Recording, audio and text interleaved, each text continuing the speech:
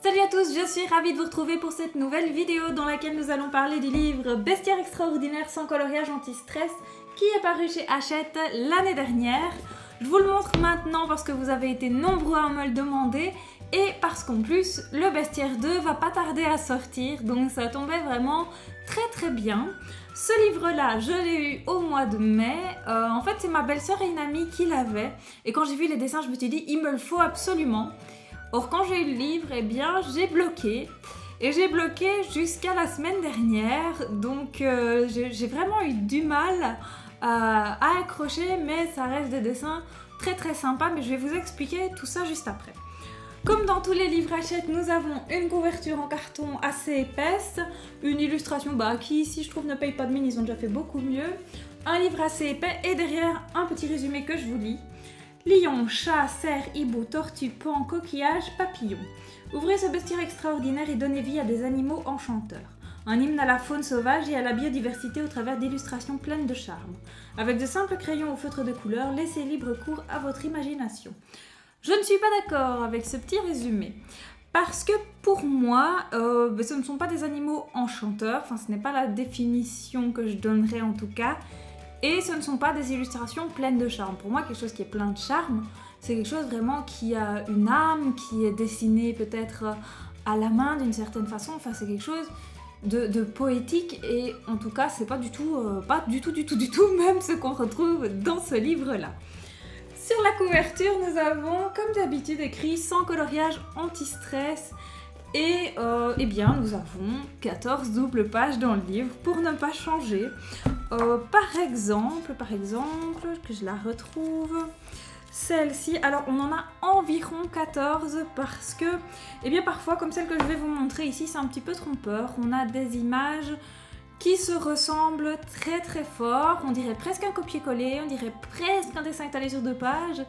Donc on ne sait pas très bien dans quelle catégorie la mettre, par exemple celle-ci je ne l'ai pas comptée parmi les 14. Donc les 14 que j'ai comptées, c'est vraiment des pages identiques en tout point. Alors quand on ouvre le livre, vous avez de nouveau une petite introduction que voilà. Alors ici, comme c'est une ancienne parution, on n'a pas les 8 pages d'introduction comme on retrouve dans par exemple Flower Power, Rêve ou encore Indien d'Amérique, donc on a simplement un texte ici que je n'aime pas parce que par exemple à la fin, je ne vais pas tout lire, mais à la fin on nous dit « C'est avec la tradition des enlumineurs et des grands collectionneurs naturalistes que nous vous proposons de renouer au fil des pages suivantes. » Or, je pense sincèrement que les enlumineurs et les naturalistes ne font pas des dessins comme ceux-là.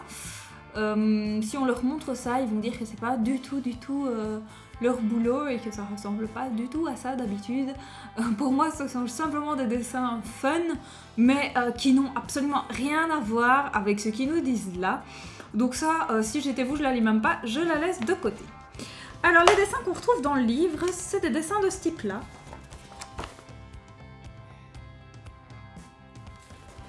Donc avec plein de petits motifs à l'intérieur, ils sont assez travaillés, assez fournis. C'est très intéressant parce que ça permet pas mal de choses au niveau des dégradés, etc. Moi j'ai vraiment bien aimé ce style de dessin. Alors par contre, comme je vous l'ai dit, j'ai eu un petit peu de mal et je vous explique pourquoi. Donc je vous remontre le dessin, par exemple le caméléon.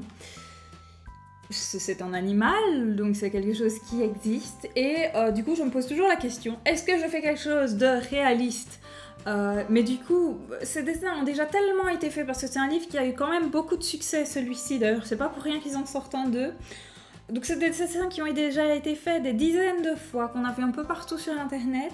Si je fais quelque chose de réaliste, on va retomber dans quelque chose qu'on connaît déjà. Ou alors est-ce que je pars sur quelque chose de complètement imaginaire? Mais moi, ça m'embête un petit peu. J'aime pas trop partir, parce que je veux pas faire un caméléon rose. Ça va me poser problème. J'ai vraiment envie que ça reste quand même quelque chose d'à peu près réel. Et c'est pour cette raison-là que j'ai choisi de couper la poire en deux pour la plupart de mes dessins. C'est-à-dire que je fais une couleur réelle pour la plupart et j'ajoute des touches de couleurs imaginaires. Je vais tout de suite vous montrer les coloriages que j'ai fait la semaine dernière. Bon, il y en a juste un que j'ai fait bien avant, mais bon, c'est un détail. Par exemple, l'espadon ici, c'est un ancien. Donc vous voyez, pour l'espadon, je suis restée dans des teintes relativement réalistes, du bleu, du vert, du jaune. Bon, ça peut encore passer pour. Avant que vous ne me posiez la question, le fond, c'est très simple en fait pour faire des fonds comme celui-là. Moi j'ai pas de pastel sec parce que voilà, c'est encore un investissement en plus. Je récupère simplement la poussière faite quand vous taillez les crayons. Et je l'étale au doigt partout sur la page et voilà le résultat. Moi je trouve ça assez sympa.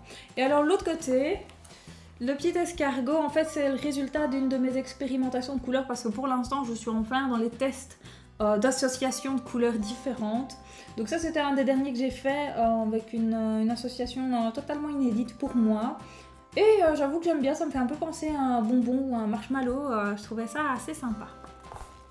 Ce qu'il faut savoir aussi, c'est que dans ce livre, vous n'avez pas que des animaux, contrairement à ce que dit le nom, un bestiaire, ben, vous avez aussi d'autres choses. Par exemple des mandalas, et de nouveau c'est les expérimentations de couleurs la semaine.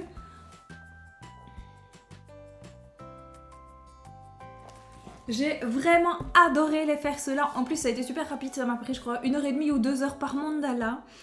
Ils ont vraiment été très agréables, mais la plupart des dessins sont vraiment très sympas à faire à ce niveau-là. Il n'y a vraiment rien à dire. Alors ensuite, j'ai commencé le dessin qui me tenait le plus à cœur dans le bouquin. C'est la baleine. Alors j'avais une crainte, c'est qu'on ne différencie pas bien la baleine des vagues. Et en fait, bah, je trouve que ça va. Je suis plutôt contente de ce que j'ai fait. Donc là, voilà.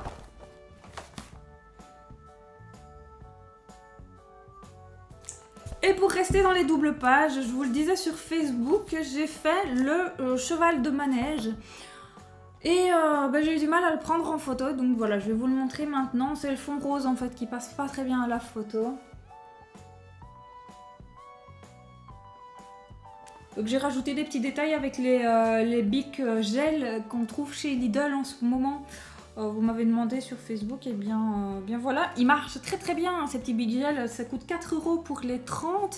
Si vous avez l'occasion de passer au Lidl en Belgique, ou je sais pas, on les voit en France, mais c'est vraiment sympa. Alors évidemment, dans le livre, il n'y a pas que des choses que j'aime, ce serait beaucoup trop facile.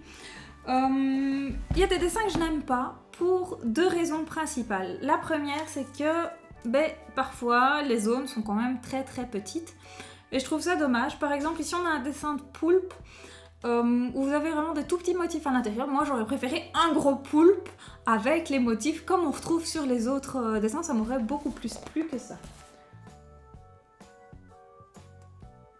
Donc ça c'est la première raison. Alors ensuite, bon, vous avez une deuxième raison. C'est-à-dire qu'on a des dessins qui sont à compléter, ou en tout cas qu'on nous laisse sous-entendre qu'il faudrait les compléter. Comme par exemple le zèbre, qui est là. Vous voyez que certaines rayures sont déjà faites. Du coup ça fait bizarre puisque le reste n'est pas complété. Donc est-ce que c'est une façon de nous inciter à le faire? Je ne sais pas, moi je ne le ferai pas parce que je suis une piètre dessinatrice. Et que si je commence à m'y mettre, eh bien ça va être tout tordu et je suis pas sûre que ça aura grand intérêt après. Donc voilà, moi je suis partagée sur cela. Ça me fait un peu penser à certains d'Animorphia où on nous incite aussi à les compléter. Bon ici c'est quand même plus simple, mais voilà, bof. Vous avez aussi des doubles pages qui ne sont pas toutes hyper intéressantes comme celle-ci.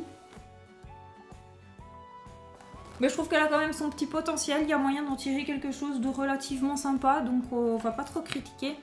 Et par contre, vous avez dans le livre un dessin qui pour moi n'a rien à faire là, qui est vraiment pas beau, qui en tout cas ne plaît pas du tout à mes yeux, je déteste ça vraiment, c'est un des derniers. C'est le vase, je le trouve sans intérêt, complètement vide, parce que regardez la chouette à côté. Ça n'a rien à voir, la chouette qui est très travaillée, ici on a quelque chose où il n'y a rien en fait dans ce dessin. Donc comment on va faire pour le mettre en valeur d'une façon correcte? On dirait limite un dessin pour enfants. Voilà, moi ça me plaît pas du tout ce genre de truc là, donc j'espère qu'il n'y en aura pas dans le bestiaire 2, c'est dommage. J'aurais même préféré qu'ils enlèvent la page plutôt que d'avoir ça, je trouve que ça gâche le livre. Voilà, je pense et j'espère que dans le 2 on aura des animaux différents.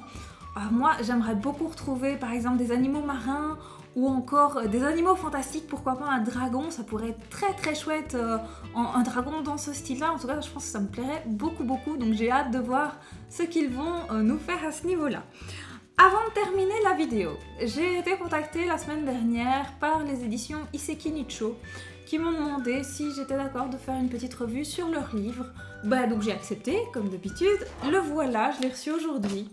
C'est les saisons du Japon et on va donc interrompre notre série de Hachette pour faire une revue sur celui-là. La semaine prochaine, ce sera le thème de la vidéo du 31 août.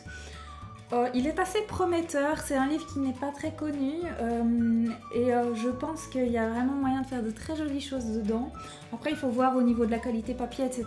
C'est pour ça que je vais vraiment attendre de l'avoir bien testé pour vous en parler.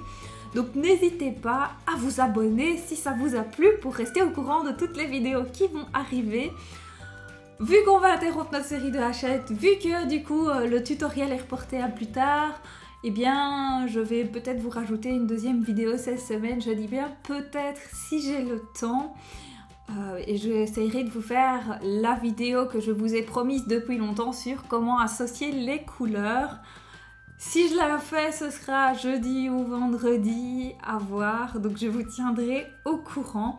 Comme je vous le disais, n'hésitez pas à vous abonner. Vous pouvez le faire très facilement en cliquant sur la licorne en bas à droite de l'écran. Vous pouvez aussi me laisser tout plein de commentaires pour me dire ce que vous pensez des livres et des vidéos en général. N'hésitez pas à laisser moi des petits pouces, tout ce que vous voulez. En tout cas, ça me fait très plaisir de partager ça avec vous. Et j'ai déjà hâte de vous retrouver pour la prochaine vidéo.